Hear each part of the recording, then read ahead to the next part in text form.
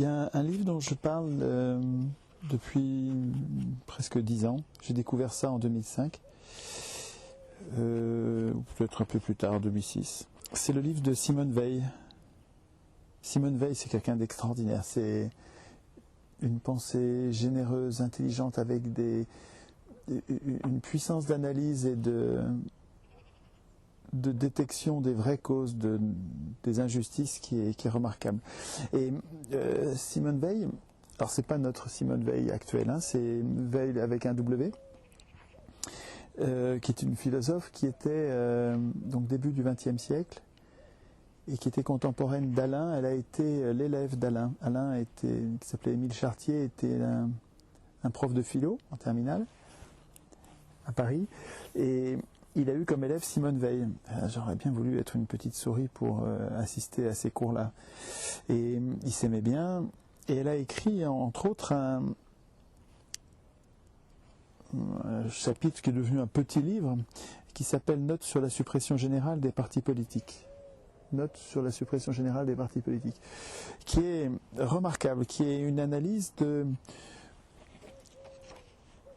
ce que nous avons à perdre, ce que la volonté générale a à perdre avec notre organisation en partie et en assemblée en général. Elle fait le lien avec un lien clair et court, c'est très facile à lire. Elle fait le lien avec ce que Rousseau disait des passions collectives, du fait que dans une assemblée, nous n'arrivons plus à penser. Un peu comme on disait tout à l'heure que la vergogne avait deux faces, comme une pièce à deux faces. La vergogne a un bon côté parce qu'elle peut conduire les gens à faire bien par l'aspiration des autres à ce que je fasse bien, et puis en même temps la vergogne peut avoir un mauvais côté parce qu'elle m'empêche par mimétisme de résister à l'horreur collective. C'est-à-dire que quand les autres se mettent trompés ou par erreur se mettent à mal faire, à lyncher quelqu'un ou à commettre une injustice criante, des déportations, des assassinats, des tortures, que sais-je, si on a trop de vergogne, on va être conduit à faire la même chose. Et donc il faut être capable de résister au regard d'autrui quand on a l'impression que la justice est malmenée. Et de la même façon que la vergogne a deux faces, la discussion collective, elle aussi, a deux faces. Je vis sans arrêt l'incroyable richesse que donne le fait de discuter entre nous. Le fait d'avoir des assemblées dans lesquelles nous discutons, dans lesquelles nous cherchons le vrai, et où chacun apporte sa pierre, et quand quelqu'un se trompe, les autres lui signalent tout de suite qu'il s'est trompé. Donc nous arrivons mieux à détecter nos erreurs à plusieurs, en assemblée, en réfléchissant, et en même temps, j'ai des penseurs comme Rousseau, comme Simone Weil, qui me signalent, attention, une assemblée, ça ne réfléchit plus. Une assemblée, ça ne pense plus. Une assemblée, ça n'a plus de conscience. Une assemblée, ça n'arrive plus à... C'est difficile de garder le chemin de la vertu dans une assemblée qui s'emballe facilement en déresponsabilisant chacun. Quand on est dans une assemblée, on n'a plus la responsabilité individuelle, c'est l'assemblée qui décide, ça n'est plus moi. Et Rousseau était pour, et Alain aussi défendait l'idée d'assemblées qui ne se réuniraient pas. Et qu'on dirait, les citoyens d'un village, donc les villageois, votent leur loi, mais sans assemblée. Donc c'est une assemblée qui ne se réunit pas. Donc il y a une assemblée parce qu'on est tous, on fait un corps social, mais pour éviter la passion collective qui naît et qui est indomptable, enfin qui est inarrêtable. Une passion collective, ce qui est terrifiant, c'est qu'elle personne ne peut se mettre en travers sans se faire écraser, quoi. Et donc Simone Veil, Rousseau, Alain défendent l'idée que la justice sera défendue plus par des hommes en conscience que par des assemblées. Et donc, les premières pages décrivent ces mécanismes de passion collective. Et je vais vous en lire des passages parce que c'est tellement bien écrit que c'est formidable en fait. Elle décrit ces moments où Rousseau cherche la volonté générale. D'où peut sortir la volonté générale au milieu de tant d'intérêts contradictoires particuliers.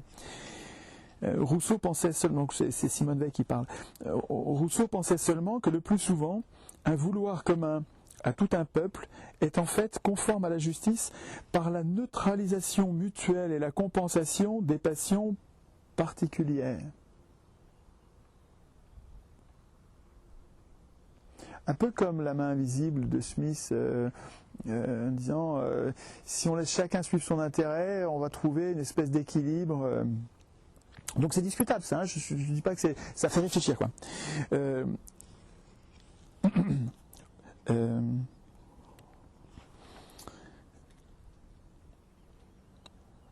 Alors Simone Veil, il y a plusieurs conditions indispensables pour pouvoir appliquer la notion de volonté générale. L'une est qu'au moment où le peuple prend conscience d'un de ses vouloirs et l'exprime, il n'y ait aucune espèce de passion collective. Simone Veil est terrifiée par les passions collectives. Et elle le défend bien, elle défend bien cette idée-là. Le raisonnement de Rousseau tombe dès qu'il y a passion collective. Et Rousseau le savait bien. Si une seule passion collective saisit tout un pays, le pays entier est unanime dans le crime. Les passions collectives, les passions divergentes, quand elles sont collectives, ne se neutralisent pas. Et c'est le cas pour une poussière de passions individuelles fondues dans une masse. La seconde condition est que le peuple ait à exprimer son vouloir à l'égard des problèmes de la vie publique, et non pas seulement un choix de personne, encore moins un choix de collectivité irresponsable, car la volonté générale est sans aucune relation avec un tel choix.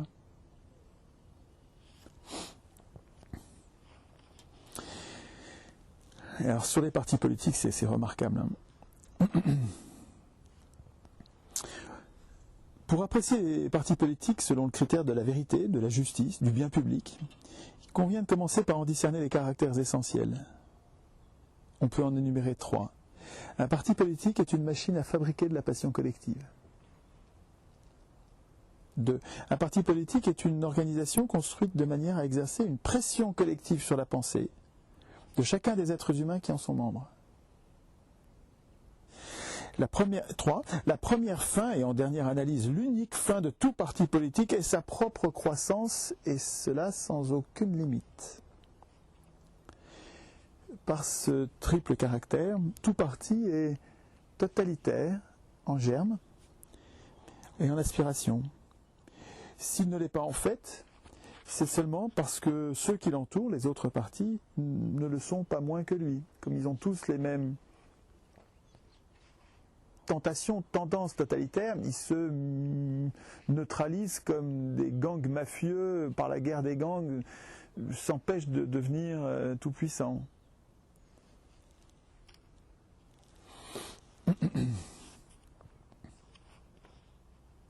En fait, ce qui est remarquable dans ce petit bouquin, c'est une espèce de démonstration que le parti, par construction, et indépendamment de ses membres, ça nous dépasse. L'organisation qui est supérieure aux hommes, l'organisation parti, est totalitaire. Elle est anti-humaine. Elle nous vaut du mal. Remarquable bouquin. Deuxième bouquin sur les partis, celui de Robert Michels, les partis politiques. Début du siècle, 1911. Ce gars-là observe, alors c'est les partis politiques, le titre du bouquin, et il y a un sous-titre qui est « Essai sur les tendances oligarchiques des démocraties ». Et ce qui est terrible dans ce bouquin, c'est une étude extrêmement utile pour nous, vraiment nous qui essayons de nous organiser pour nous émanciper, nous libérer, qui essayons donc de mettre au point des organisations qui ne nous aliènent pas, donc des partis politiques, donc des organisations politiques, des partis. Et ce qu'observe Michel, c'est que systématiquement,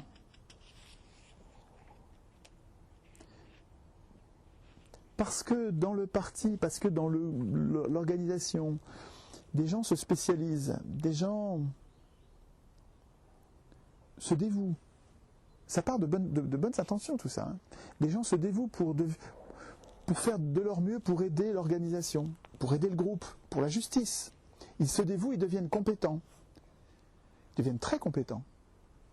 Ils deviennent indispensables pour l'efficacité du groupe. Et en devenant indispensables, ils rendent les autres secondaires. Et sans le vouloir. Et même quand ils s'en méfient, même les partis, quand ils décrivent les expériences de partis communistes, socialistes, qui savent que ça va avoir lieu et qui tirent au sort parmi eux pour se contrôler, qui font des rotations des charges, ils se méfient de ça, ils savent que le pouvoir va les changer. Mais même quand ils le savent, la spécialisation dans des tâches et le dévouement des uns qui est toujours inégal, il y en a toujours certains qui se dévouent plus que les autres, entraîne comme conséquence une hiérarchie et l'apparition de chefs. Avec une logique oligarchique, avec quelques-uns qui détiennent le pouvoir. Et c'est toujours antidémocratique, et ça nous échappe, C'est tout à fait... Alors, ce gars-là est devenu un fasciste, il est devenu pro-mussolinien. Alors je vois d'ici les antifas qui vont me dire, hein, il défend il fait parler de bouquins écrits par des gens, par des fascistes. Et il n'était pas fasciste à l'époque. Et quand bien même il serait fasciste, c'est pas ça que je vois qui m'intéresse. Ce que je vois, c'est un bouquin qui me décrit les organisations politiques, nos organisations politiques, ce à quoi nous aspirons, qui les décrit comme des tenailles qui vont nous échapper, des outils qui vont systématiquement... C'est vachement intéressant. Je me fous que plus tard, ce gars-là, je crois même qu'il s'est tué à la fin, enfin il est devenu très malheureux, enfin, je me fous qu'il soit devenu mussolinien, enfin je veux dire, c'est très malheureux, mais ça n'a rien à voir avec le bouquin, quoi, je veux dire. Ce bouquin est vraiment très utile. Alors, est-ce qu'il y a un passage que je pourrais vous lire ?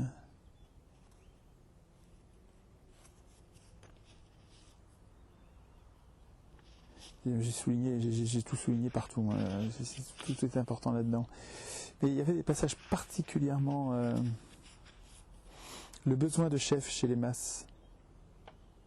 Le nombre de ceux qui s'intéressent vraiment aux affaires publiques est insignifiant. Dans la vie des partis démocratiques, on peut observer les signes d'une indifférence politique analogue. Seule une minorité, et parfois une minorité dérisoire, prend part aux décisions du parti.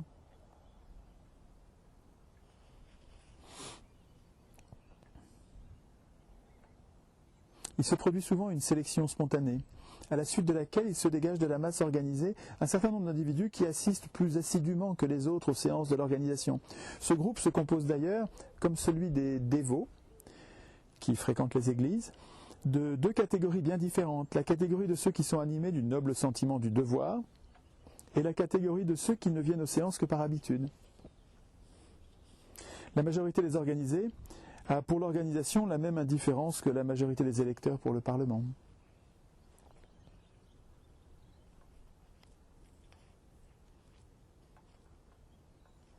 Tout en murmurant quelquefois, la majorité est enchantée, au fond, de trouver des individus qui veulent bien s'occuper de ses affaires. Et ce besoin s'accompagne d'un véritable culte pour les chefs. Et cela s'explique par la plus grande division du travail dans nos sociétés civilisées modernes. Avec une difficulté pour embrasser d'un coup d'œil toute l'organisation politique de l'État.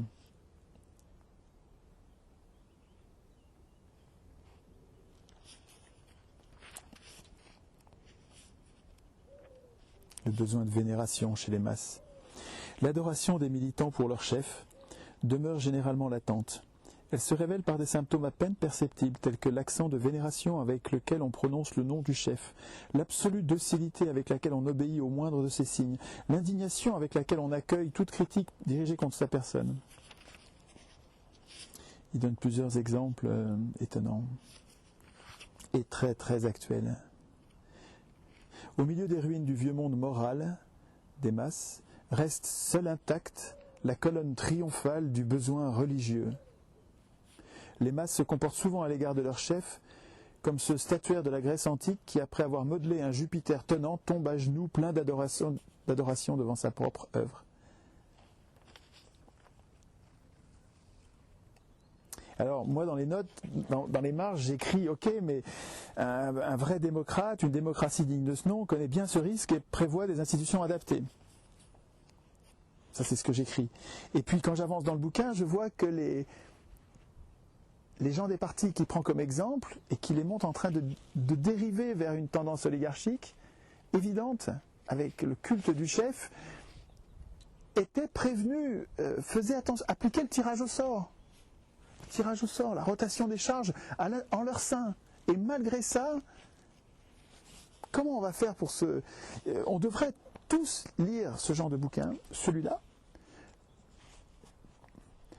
Un homme averti en vaut deux, quoi. En le sachant, on fera plus gaffe, quoi. Je sais pas,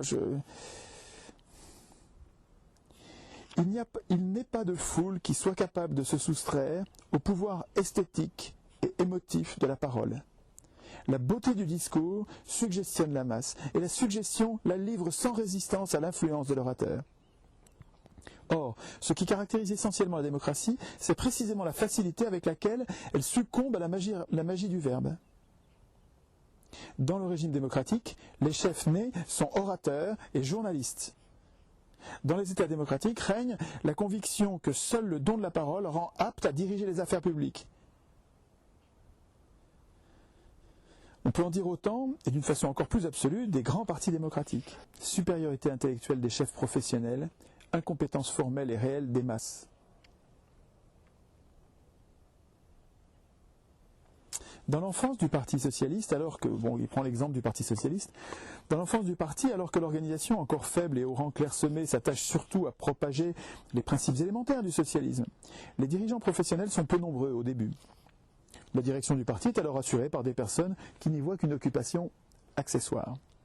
Mais les progrès de l'organisation font surgir sans cesse, aussi bien à l'intérieur qu'à l'extérieur du parti, des besoins toujours nouveaux.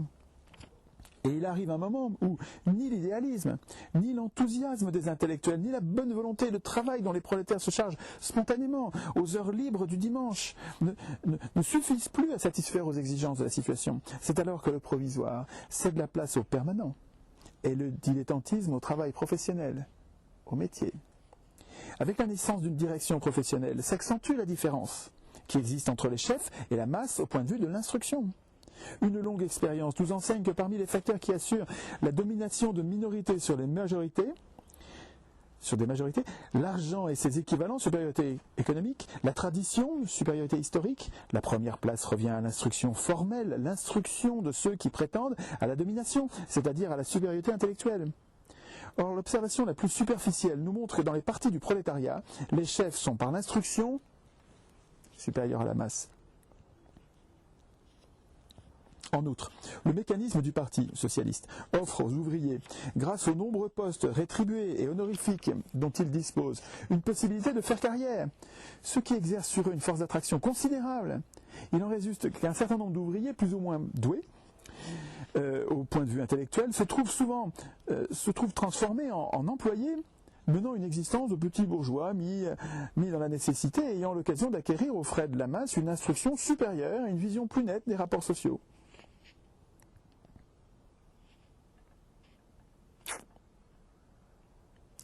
Et il arrive un moment où les premiers perdent tout sentiment de solidarité avec la classe dont ils sont issus. Il se produit alors une véritable division en sous-classes, celle des capitaines, ex-prolétaires, et celle des soldats prolétaires. En se donnant des chefs, les ouvriers se créent de leurs propres mains de nouveaux maîtres dont la principale arme de domination consiste dans leur instruction plus grande.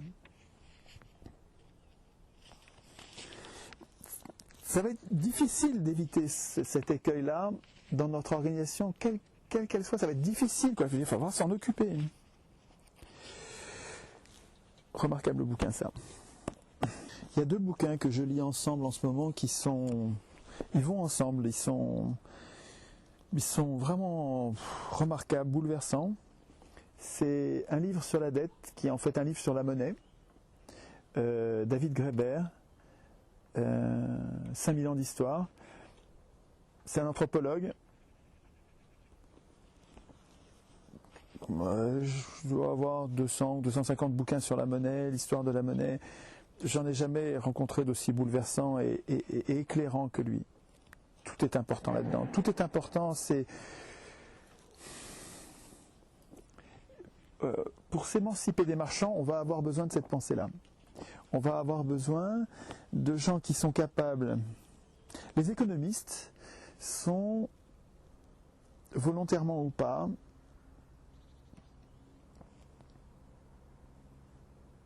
les relais d'une vision étriquée de l'humanité, qui est une vision marchande, qui nous réduit, nous autres humains, à des êtres désirants, égoïstes, calculateurs. Et c'est très insuffisant. Ça ne correspond pas à notre réalité. Nous sommes autre chose. Nous sommes des animaux capables de nous entraider, capables de nous sacrifier, capables de donner sans retour, capables de voir des dettes apparaître sans nécessité de les rembourser. Des obligations éternelles.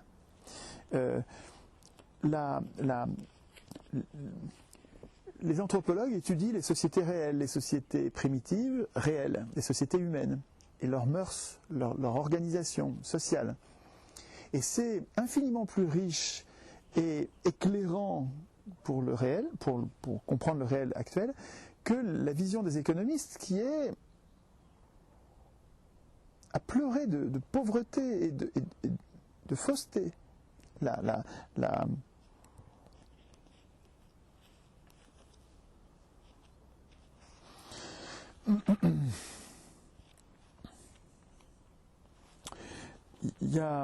J'ai lu l'autre jour en conférence un passage sur les Inuits, remarquable. Je ne sais pas si je vais peut-être en lire un autre. Le passage sur les Inuits, c'est celui dans lequel Graeber, ce gars-là,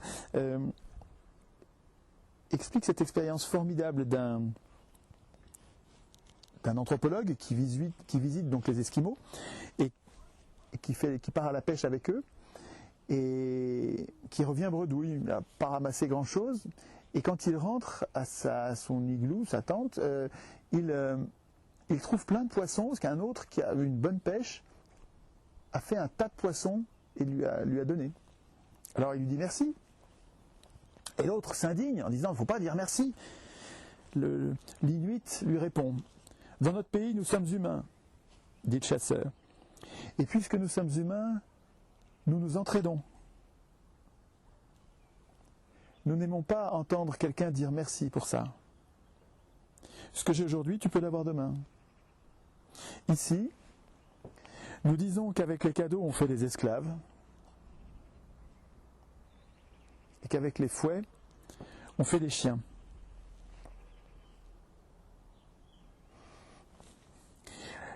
Il faut avoir l'explication. Avec l'explication, on comprend mieux la puissance. Et ça vaut le coup de le relire 10 fois. C'est d'une puissance inouïe. C'est très fort, ce truc. La dernière phrase est un peu un énoncé classique de l'anthropologie. Et l'on trouvera de semblables rejets du calcul des crédits et des débits. Rejet du calcul des débits et des crédits dans toute la littérature anthropologique sur les sociétés égalitaires de chasseurs. Loin de se voir comme un humain parce qu'il peut faire des calculs économiques, le chasseur affirme qu'on est véritablement humain quand on refuse de faire ce genre de calcul.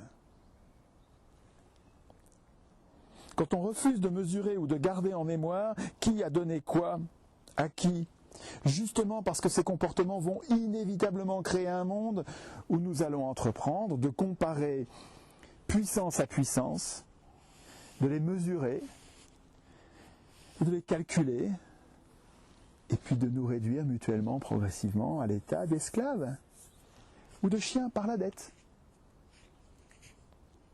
Non que cet homme, comme d'innombrables esprits aussi égalitaires que lui au fil de l'histoire, non que cet homme ait ignoré que les humains ont une propension à calculer. S'il ne le savait pas, il n'aurait pas pu dire ce qu'il a dit. Bien sûr qu'on a une propension à calculer. Nous avons toutes sortes de penchants. Dans toute situation de la vie réelle, nous avons des inclinations qui nous poussent simultanément dans plusieurs directions différentes et contradictoires.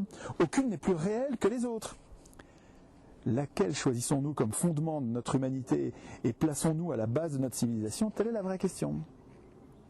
Et en ce moment, ça fait pas longtemps, ça fait 200 ans, 300 ans, c'est pas long.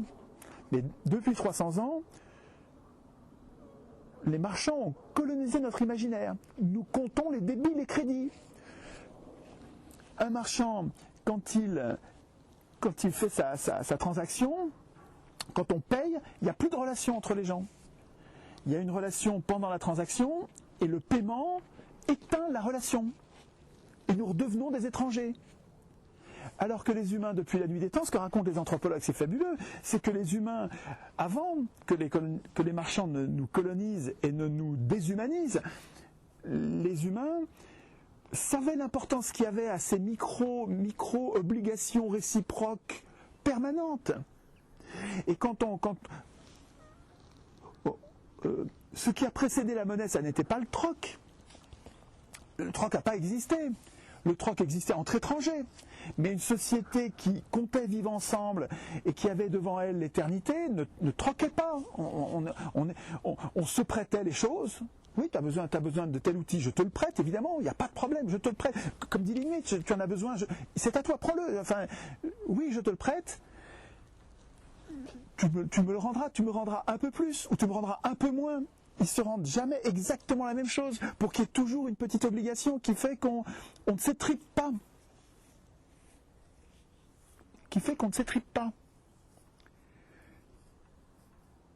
Il y a un passage un peu plus loin où il parle de Rabelais qui a senti cette importance des dettes. Formidable passage de Rabelais, incroyable, où Rabelais dit mais je ne tiens pas du tout à payer mes dettes, ou je ne tiens pas du tout à ce qu'on me paye mes dettes. Nous avons besoin de nos dettes mutuelles pour vivre en paix. C'est ces micro-liens qui font que nous avons besoin les uns des autres et qu'on ne se déchire pas. C'est tellement plus éclairant et utile à la paix sociale que la logique des marchands. C'est fabuleux ce bouquin, fabuleux. Alors, quand il y a... Je passe sur les Inuits, mais sur le communisme. Il définit le communisme. Alors le communisme, pour les économistes, et Marx, c'est la propriété collective des moyens de production. On empêche des humains d'avoir la propriété des moyens de production. Le communisme, c'est collectivisation des moyens de production. Donc les usines, les machines, tout ça, ça devient collectif. Ce que dit l'anthropologue, c'est... On pourrait définir le communisme autrement. On pourrait définir le communisme comme une société dans laquelle tout rapport humain est fondé sur le principe de chacun selon ses capacités, à chacun selon ses besoins. Qui était d'ailleurs un des principes du communisme de Marx, hein, mais qui n'est pas la propriété privée des moyens de production. C'est tous de chacun selon ses capacités, c'est-à-dire que si tu peux le faire, fais-le, et si tu ne peux pas le faire, tu ne le fais pas. Chacun fait comme il peut. Et à chacun selon ses besoins. Si tu en as besoin, ben oui, tu vas l'avoir. Et si c'est ça, la définition du communisme, et c'est quand même... C'est plausible, c'est une bonne définition. Une société dans laquelle chacun fait comme il peut, il donne autant qu'il peut, et chacun reçoit autant, pas qu'il veut, mais autant qu'il a besoin, ça paraît un bon. Alors si on part de là, alors c'est étonnant, hein, si on part de là, on voit du communisme partout. En réalité, le communisme n'est pas une utopie magique et n'a rien à voir avec la propriété des moyens de production, c'est quelque chose qui existe aujourd'hui, et qui existe à divers degrés dans toute société humaine. Tout le monde agit en communiste une bonne partie de son temps. Et personne n'agit en communiste tout le temps. Mais tous les systèmes sociaux ont toujours été bâtis sur le roc du communisme réel, celui-là. De chacun selon ses capacités, à chacun selon ses besoins. Pratiquement tout le monde respecte ce principe.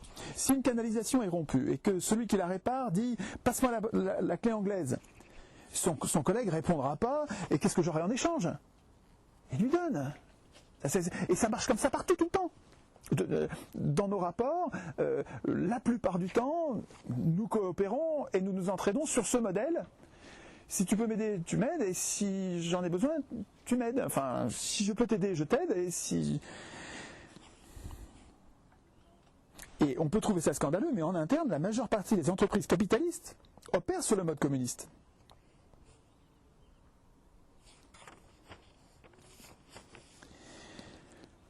Il faut lire tout, hein. Je ne peux pas tout lire, mais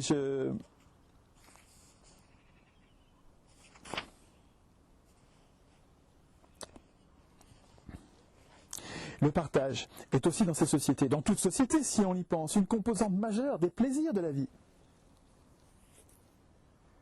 Tu vas dans un bon restaurant, tu ne vas jamais tout seul. Jamais. Toujours partage, toujours. Comme au niveau de la société en général, on peut voir dans la convivialité partagée une sorte de base communiste sur laquelle s'édifie tout le reste. Et ce n'est pas seulement une question de morale, c'est aussi un plaisir. Non seulement personne ne compte, mais même l'idée de compter paraîtrait blessante ou extravagante. Regardez, en famille, quand vous vous prêtez, vous ne procédez pas du tout comme les marchands. Quand vous prêtez un objet, vous refusez l'argent en échange. Vous dites, attends, je te prête. On pourrait voir dans le communisme fondamental la matière première de la sociabilité, la reconnaissance de notre interdépendance ultime, qui est en dernière analyse la substance de la paix sociale.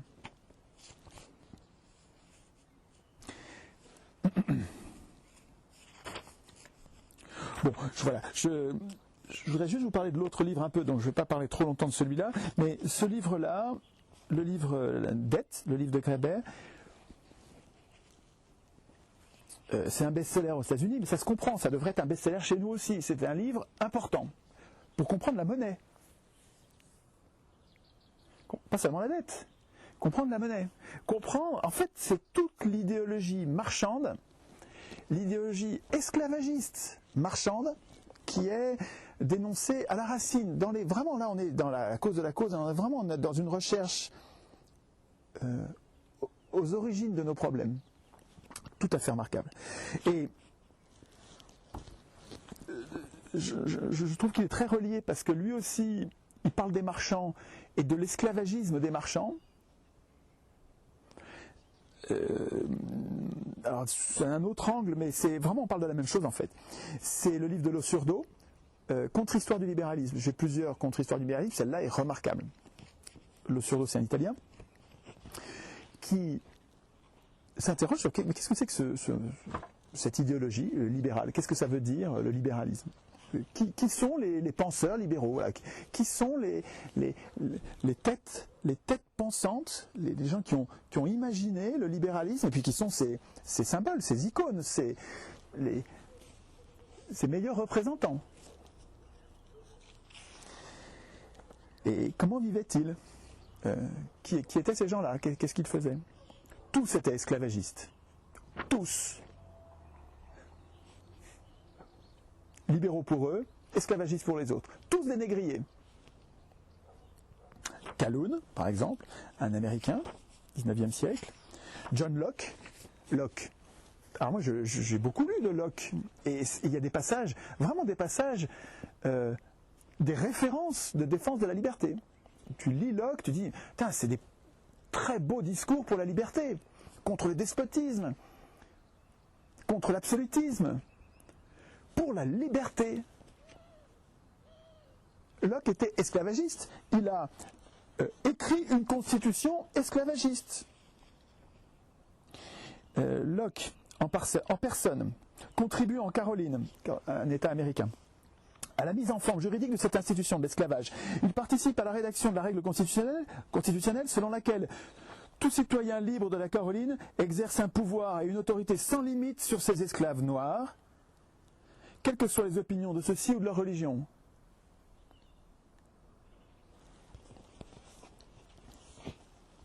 l'esclavage. Puis alors, on a le détail après, on a le détail de la vie de ces esclavagistes. Alors, donc il y a Locke, il y a Washington, esclavagiste, Hutcheson, esclavagiste, il y a Grotius, esclavagiste, Grotius en Hollande, avec un enrichissement des pays esclavagistes en question, des pays libéraux, la Hollande d'abord, l'Angleterre ensuite, les États-Unis ensuite, à chaque fois génocidaire,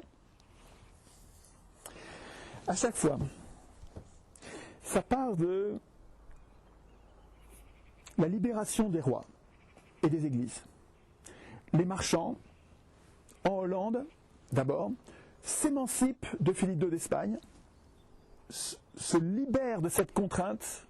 Le roi tenait les marchands. Dans l'Ancien Régime, moi je n'ai pas appris ça à l'école, dans l'Ancien Régime, c'était pendant des siècles, les rois tenaient les marchands. On savait qu'on avait à craindre des marchands. Depuis des millénaires, on savait qu'on a à craindre des marchands. Et le roi et la religion empêchaient les marchands de sévir, empêchaient les marchands de mal faire. Et quand les marchands, intrigants avec tout cet argent qu'ils accumulaient, intrigants pour avoir le pouvoir politique, arrivent à prendre le pouvoir politique, c'est 1789 chez nous, hein. C'est avant en Hollande, puis en Angleterre, puis chez nous, puis aux États-Unis. Quand les marchands s'émancipent des princes et de la religion, ils se disent libéraux et ils peuvent enfin devenir esclavagistes et génocidaires. Esclavagistes raciaux. L'esclavagisme, c'est pas, on n'a pas attendu les marchands pour l'esclavagisme, hein, mais esclavagistes raciaux, c'est-à-dire qu'une race, les libéraux institutionnalisent un esclavagisme dont on ne sort pas de père en fils, on sera esclave et il n'y a plus d'émancipation. Il n'y a plus d'émancipation avec des codes qui contraignent terriblement les maîtres. Les maîtres esclavagistes doivent arracher eux-mêmes l'œil de l'esclave fugitif. On les mouille, il y a un système esclavagiste qui fait que les maîtres ne peuvent même pas enseigner, ne peuvent pas éduquer leurs esclaves. Il est très très très important pour les systèmes libéraux que les esclaves restent incultes. Et donc, les Hollandais,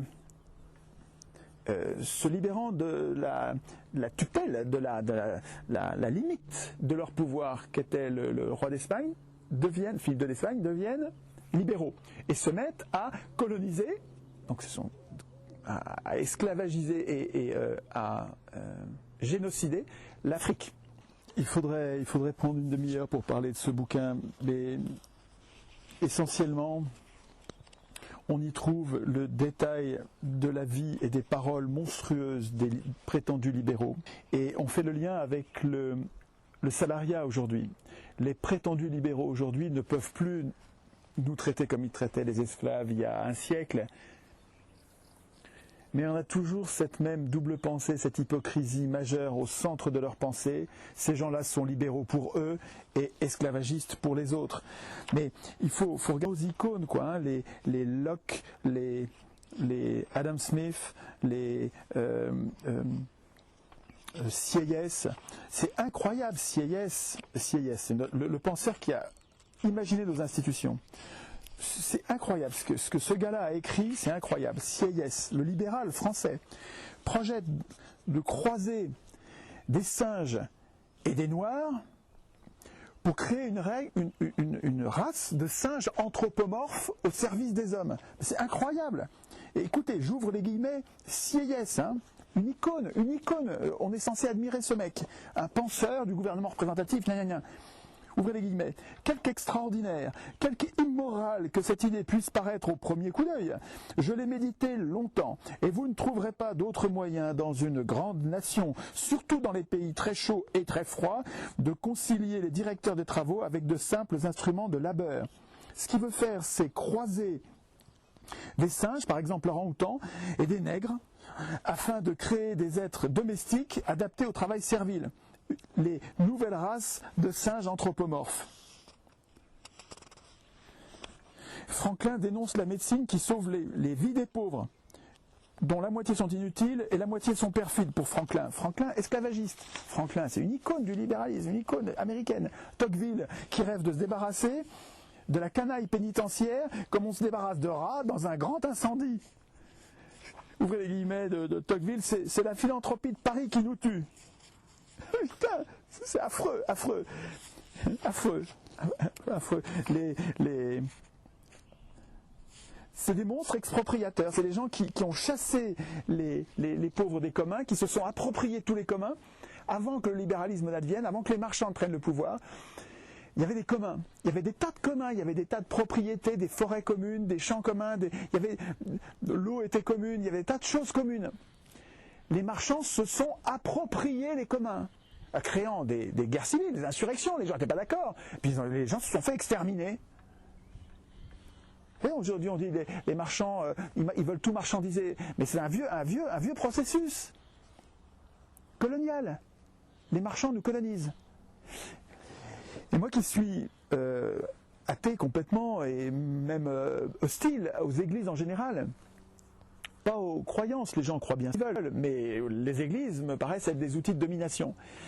Je reconsidère ma pensée, hein, quand j'écoute Guillemin, je reconsidère ma pensée parce que Jésus chassant les marchands du temple. Et depuis toujours, l'Église, avec toute cette perversion et toutes les critiques qu'on peut en faire, empêchait les marchands de faire ce qu'ils font aujourd'hui. Alors, je ne dis pas qu'il faut revenir à l'état ancien. Et si on veut se débarrasser de l'empire marchand, de l'empire esclavagiste, qui finira en camp de travail, hein, ça finira, et à Auschwitz, les multinationales faisaient travailler les déportés, gratuits, et sans aucun remords. Hein. Donc c'est arrivé, ça recommencera. Hein. Ne croyez pas, avant, en 1939, personne ne croyait à la guerre. Hein. Il y avait quelques Cassandres qui disaient, non, on va à la guerre, et on ne les croyait pas. Vous ne croyez pas à la guerre, mais comme nos parents, on va la voir, les marchands vont nous... C'est les marchands qui font faire la guerre, hein, c'est les banquiers qui font faire la guerre. C'est les banquiers qui veulent la guerre, qui la financent et qui s'engraissent avec, qui s'enrichissent comme jamais. C'est pas eux qui la font. Ils nous la font faire. Ça va recommencer, hein. On ne s'en débarrassera pas sans constitution. Et il faut qu'on l'écrive nous-mêmes. Si on veut une constitution, il faut qu'on l'écrive nous-mêmes.